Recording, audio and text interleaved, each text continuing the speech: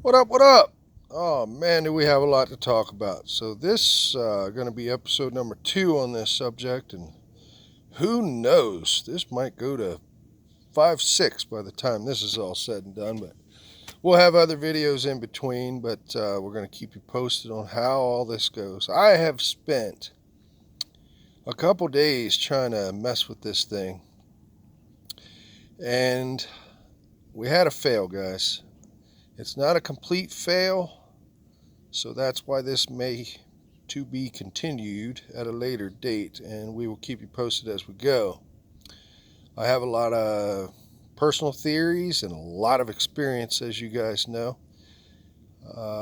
We can go into this thing in depth, and I think a lot of you probably won't understand what I'm talking about. So some of the things we'll go over, and I'll try to keep it in layman's terms so everyone understands. But as of now, we are pretty much down on this project until I get another charger.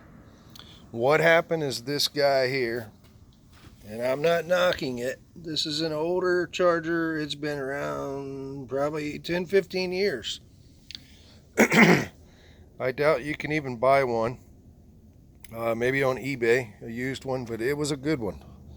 I have to say it was a good charger. It worked for a lot of years, and I just overworked it, and I think we blew her up. It literally was shooting sparks and about to catch on fire. Had to unplug it, and then I disconnected the terminals off of the battery, and it was still sparking even being unplugged uh, because there's capacitors inside the charger and things like that. So things got a little exciting yesterday, and that's exactly why you have to take safety precautions when you're dealing with this stuff, guys. Me, myself, yeah, I'm going to say do what I say and not as I do, as I tell my apprentices in the trade. I've been surrounded by danger most of my life, being in the electrical industry and holding a CDL and hauling triple trailers here in the state of Nevada with 129,000 pounds. You name it, I've done it. I make a living off of danger. So, do as I say, not as I do. But what we have in a battery, keeping it in layman's terms, there's little plates inside there that make up a battery within each cell. And there's these little pads in between each cell that keep those cells separated. And I believe what happens basically when a dead cell happens is you have continuity, which, if you don't know that term, it's basically touching. So positive and negative are touching, and not through a magnetic field, which would be through the pads in between the plates. So when they physically start touching, that's when you have a lot of resistance. There's continuity in between the plates physically instead of through a magnetic field. So what happens when that situation happens, and my theory on why the 200 amp supposedly works, and I think I'm going to put out the 300 bucks with 200 amps. You can see they're 10, 30, and 50 is what this one put out. So I was using that 50 mode and trying to save you guys some money and myself, just as an experiment to see if we could break this dead cell. And how you tell once you start charging a battery up, if you pull these covers off, you'll see it starting to bubble inside there. And if it's bubbling, that's a great sign. It's taking the charge. If you have one like this guy here, I had one that just was dead as it could be, no bubbling. So that was the whole entire issue with this particular battery. We had what they call a dead cell. So we were trying to break that dead cell loose, which is getting that resistance down in there. What happens is they decay inside, the sulfur and things start building up inside the battery, and you have lead shavings. That's why they're so heavy. They're full of lead, just like a bullet. So that's why batteries are so heavy, and they're full of liquid too, which is, water is 8 pounds a gallon. So this thing holds about a gallon and a half of water to begin with, plus the other makeup of it with the lead. So they are heavy. So when we get that resistance built up in between there, basically our positive and negative are touching physically through the sulfur build up, or maybe a lead shaving is stuck in between those plates. So we're really getting a lot of struggle in between those plates. So that's what this thing was trying to break loose, that resistance in between those plates. So there could be, and pretty much at this point, after 2 days of messing with this thing and trying to get it broke loose, I'm pretty much convinced that there's a piece of lead that's done broke off in there, and it's stuck in between those steel plates. And my theory with the 200 amp expensive charger, like I say, people don't want to shell out that kind of money when a battery's cheaper. But when you're in my case with multiple vehicles and side-by-sides and four-wheelers and scooters and other things around here, my motorcycle, and I've got lots of things with batteries, so probably going to be a wise investment for me to go ahead and put out the $300, because if I can save a couple few batteries, I've got my money back at that point, right? So you may be in the same exact situation. So I wanted to do it with the the demineralized water. We had distilled water, that's the word I'm looking for, which is the only thing you want to put inside of a battery. We want to keep all the minerals out because we don't want that continuity in between the plates. That's why you use distilled water. So doing so, it didn't work. And I said I was going to stay away from the garden hose theory, where people go in there with a garden hose and spray them out, blah, blah, blah. So I went through the whole procedure, distilled water, rinsed it out, got, my baking soda mixture. By the way, I used 2 cups. There's multiple recipes on this. This is what I did because I've looked into it and researched, and I kind of went with a midway point. I don't think it's really an exact science. I'm not so sure anybody knows. But I went with 2 cups of Epsom salt to 1 gallon of water. And that's not using a scale. So just make things easier. I'm trying to make things simple if people want to try this.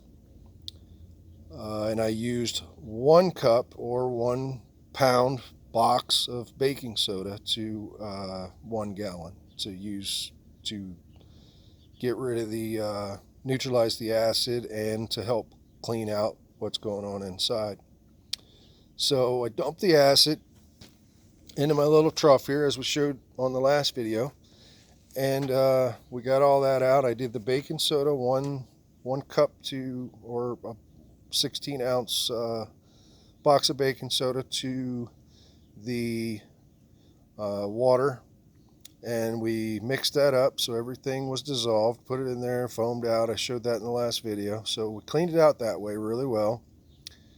I want to say I did that a few times, and we got it as clean as we could. And I didn't put the tap water in there. Bought the water we needed and put it in there and rinsed it all out really well. Kind of fumbled it around a little bit, trying to loosen things up in there. Like I said, roll it on the ground a little bit and mix things up. Once you get all that acid out of there, it's fairly safe. It's just Epsom salt. You're still going to have some acid in there. So, you want to wear your gloves and safety glasses and be safe with this stuff. So I think with the 200 amp, this is kind of a trick that has been done by many electrician if they get any time in the trade. It's not something you want to do because it's dangerous. But if we show up to a job and there's a dead short on a breaker, and you pull your hair out for a couple hours and trying to find this short where you turn the breaker on and it just clicks instantly. You hear a bang, and because there's an explosion, there's somewhere basically this positive and negative are touching, and that's a dead short, so the breaker won't re-trip. Well, you can cause a fire that way if you keep tripping it. So we don't tend to want to do these things, but as a last resort, we will try to trip that thing a couple times, because what happens is that explosion, because it could be behind the wall, behind the sheetrock. We don't know. We're not, we're electricians, we're not magicians. So after troubleshooting it for enough time and you're just not finding it, an old trick is maybe to try to just trip that breaker a couple times. And like I say, if you don't know what you're doing, that's not advised by no means, but this is just kind of explaining what I think is happening. With the 200 amp, if you trip that breaker, sometimes it'll blow itself apart, and instantly it just fixes itself. Like I said, it isn't something you want to do, because you can cause a fire that way. So it's not something you want to do if you don't know what to do if a fire starts. But I'm using that as an example with why I think maybe the 200 amp type charger probably works, because what the buildup in between those plates, what it's basically doing is it's exploding in there in a way, and bubbling all that sulfur and lead and things that are inside in between those plates. That's why it works, and we've yet to determine if it does work, but we've read and seen. But you can see here 10, 30, 50, that's the amperage. So the 50 I don't think is enough to do it, is the moral to the story, and that's why you got to shell out all those big bucks to get a mechanic size charger. So if this is for you, you may want to do that. If you don't have multiple batteries, you only have one vehicle, this may not be for you anyway. But if you don't have a dead cell, it's just a weak battery, and when you put that charger on there, you'll start to see these cells bubble, and that's a good sign. If they're all bubbling, that was my problem. I had that one there on the right center. It was just a completely dead cell. So I did my first thought to keep the tap of water out of it. Didn't work, guys. It did not work. But this is dealing with a completely dead cell. So I broke out the old garden hose, and I shot the pressure down in there, and I think that's the key to getting this stuff broke up, so you can get that stuff out of there, and then I think you'll be more successful. And if I'm going to be honest, I'm not a very patient man. I'm doing this to kind of save people money, and people are really going to be struggling, I think, in 2021, so things like this really might come in handy. I'm very thankful for what I have in life, and I could just run down the street and get another battery, but a lot of people just aren't in that position. So that's what this is all about. I want to share my knowledge and try to help people save money, but we got to keep things safe too, right? So, but this is the behind the scenes, real deal Holyfield. So sharing my knowledge of how we deal with things in the trades, and you're at your own risk if you're going to do these things. So we're going to take you over here to where I hose this thing out. I want to show you what came out of this thing, and like I said, I admit my faults. I'm a straight shooter. If some of you know me from Twitter and known me for years, personal people as well. If anybody knows me, they'll tell you I call it as I see it, and I'm a straight shooter, and the first to admit my faults. And if I was a little bit more patient, I think if I'd have cleaned this thing out a lot better, I would have definitely had a lot more success, guys. I truly believe that. So that might be a big key, and I'm going to show you here in a second what came out of this thing, and I was just too impatient to keep going. So we'll get you over there and show you what's happening on that. Okay guys, this is an old wire reel that I brought home from the trades, but I hope you can see. Look at all these metal flakes and that sulfur. Hopefully you can see the sparkles.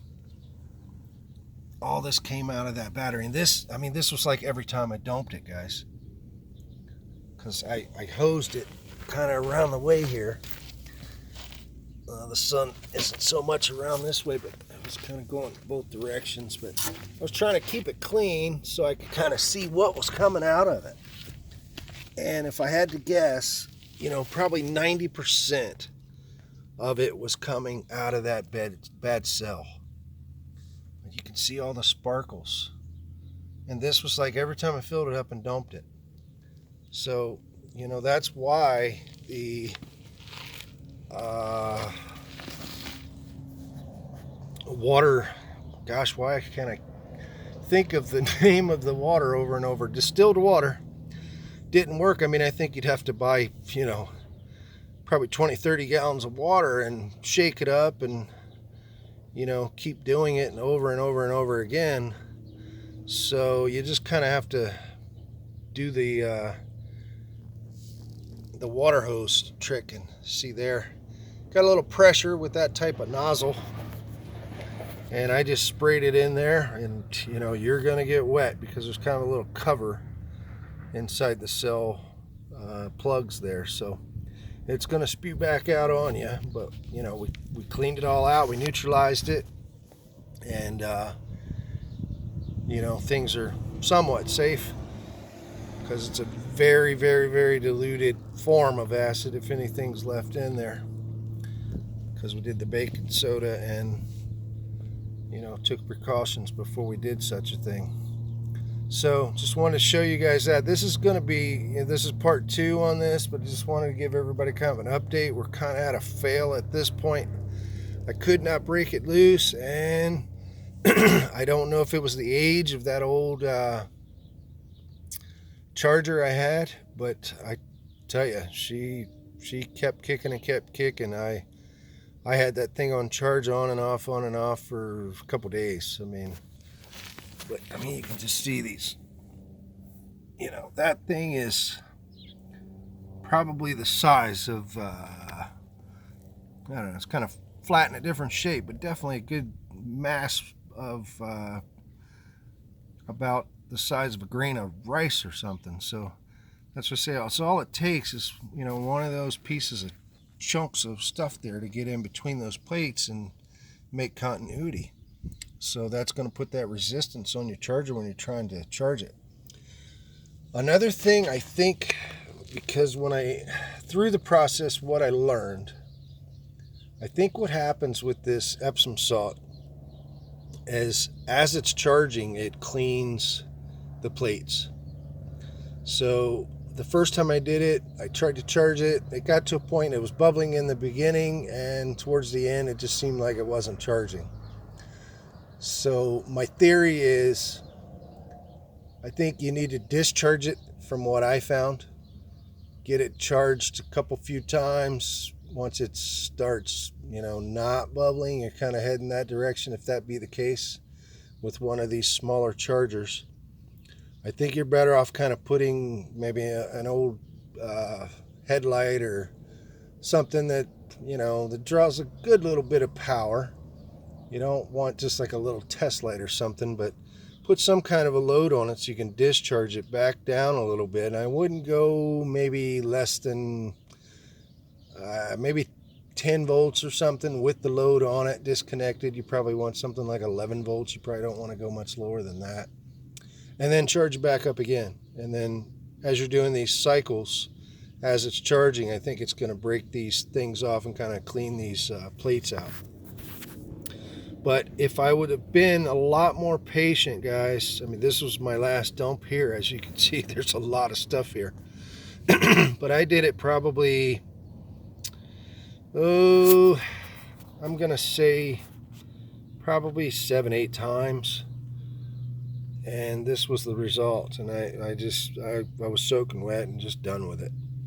So maybe that was my biggest fail. I just didn't get all the stuff out of it, and that's my biggest fail here, I think.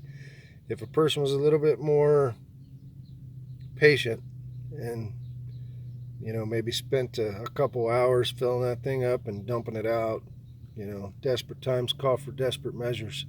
And like I say, this is kind of a worst case scenario. Your battery may not be that far dead. It's just, not taking a charge.